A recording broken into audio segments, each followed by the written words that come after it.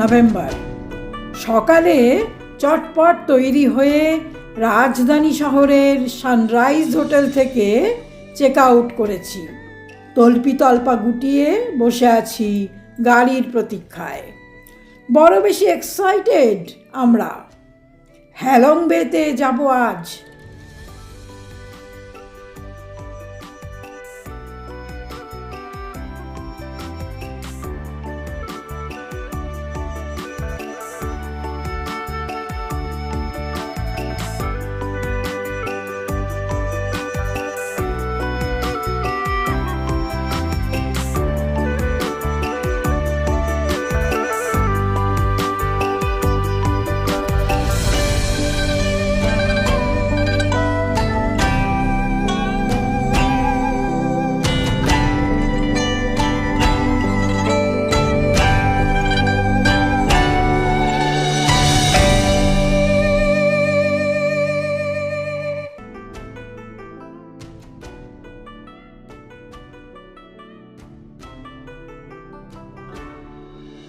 চড়ে বসলাম গাড়িতে।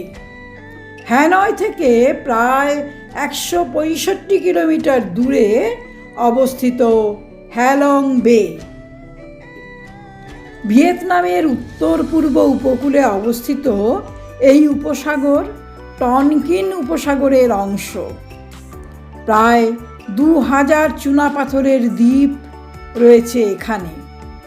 ঘন জঙ্গলে ঘেরা পাহাড়, অনেকগুলো দ্বীপ, রহস্যময় গুহা আর স্বচ্ছ জলরাশি, এইসব নিয়ে সুন্দরী হ্যালং বে হয়েছে বিশ্ববিখ্যাত প্রাকৃতিক বিস্ময়।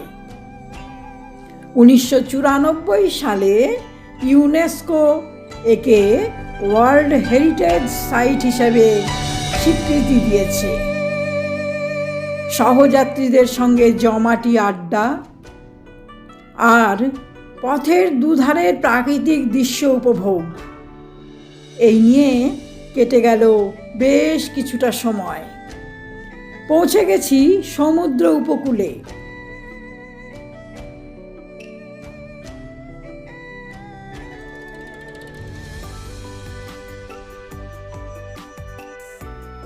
আমাদেরই জন্য নির্দিষ্ট বড় নৌকায় চড়ে চলেছি আজকের ঠিকানায়।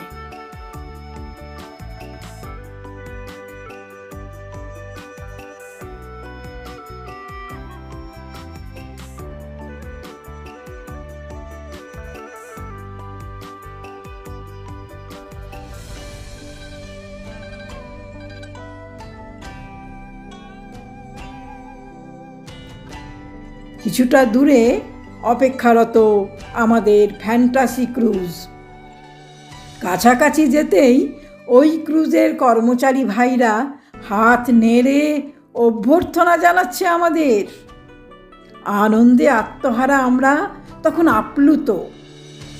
পৌঁছে গেছি ক্রুজে। সাজানো ড্রয়িং কাম ডাইনিং রুমে বসিয়ে ঠান্ডা পানীয় দেওয়া হলো আমাদের। এবার নিজের নিজের কেবিনে প্রবেশ করেছি। সাজানো রুম, ছোট্ট ওয়াশরুম, সব ব্যবস্থা রয়েছে এখানে।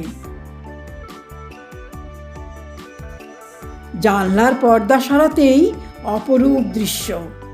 স্বচ্ছ জলরাশির বুকে ছোট্ট ছোট্ট ঢেউ, গাছের সবুজ আর আকাশের নীল উপসাগরের জলে। এই উপসাগরের জলে ভাসমান ক্রুজের সাজানো কেবিন আজ আমাদের রাতের ঠিকানা। ক্রুজে নানান ধরনের ভেষজ ও মশলা দিয়ে তৈরি ভিয়েতনামি মজাদার লাঞ্চ সারছি। নৌকা চড়ে পৌঁছেছি একটি দ্বীপে। এখানে রয়েছে বিখ্যাত সাং সট কেভ। সারিবদ্ধভাবে সিঁড়ি বেয়ে উঠছি আমরা। পার্শ্ববর্তী পাহাড় গাত্রে ঘন জঙ্গল।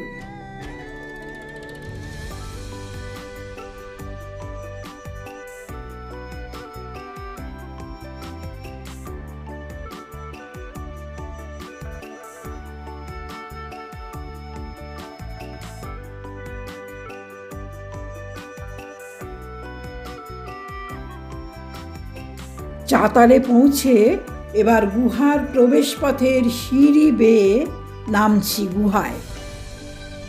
বিশাল এলাকা জুড়ে মস্ত বড় গুহা। এ যেন মাটির নিচে এক অন্য জগৎ, প্রকৃতির এক অসাধারণ সৃষ্টি। মনে হচ্ছে দেবতা, মানুষ, পশু পাখির মতো নানান চিত্র অঙ্কিত রয়েছে এখানে। বোধহয় পাথরের গায়ে বৃষ্টির জল পড়েই এমন সৃষ্টি। কোথাও আবার বালুকা রাশির মধ্যে কারো পদচিহ্ন মনে হচ্ছে। বিস্ময়ে বিমূঢ় আমি একেবারে হতবাক।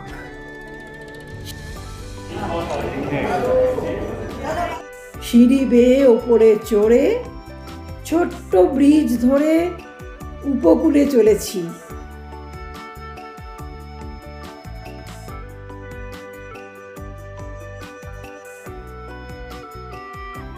আমাদের নৌকাও হাজির।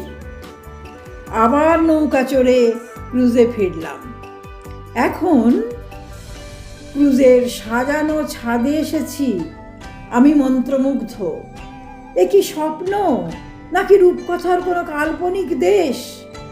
শুনেছি হ্যালং মানে ভূমিতে নেমে আসা ড্রাগন। ভিয়েতনামের লোককথা অনুযায়ী ড্রাগনরা এই ভূমিতে নেমে এসে পাহাড় ও দ্বীপপুঞ্জ তৈরি করে। সেই জন্যই কি এই সৃষ্টি এমন অসাধারণ? জানি না, শুধু জানি এই মুহূর্তে অপার বিস্ময়ের মুখোমুখি আমরা। চারিদিকে জল আর জল, অথই জলরাশির মাঝে অগণিত চুনাপাথরের পাহাড়, যেন আকাশ ছোঁয়ার প্রতীক্ষায়। বাতাসে ভেসে আসছে আকাশের সাথে পাহাড়ের কানাকানি। ছোট্ট ছোট্ট ঢেউগুলো ছলাৎ ছলাৎ শব্দে পাহাড়গুলোর সঙ্গে খুনসুটিতে ব্যস্ত। জলের এমন সৌন্দর্য আগে দেখিনি। ফ্রুটস আর ড্রিঙ্কসের সাথে জমে উঠেছে বৈকালিক আসর। মুহূর্তগুলো সঙ্গে নিয়ে বেশ কিছু ফটোশ্যুট করলাম আমরা সবাই।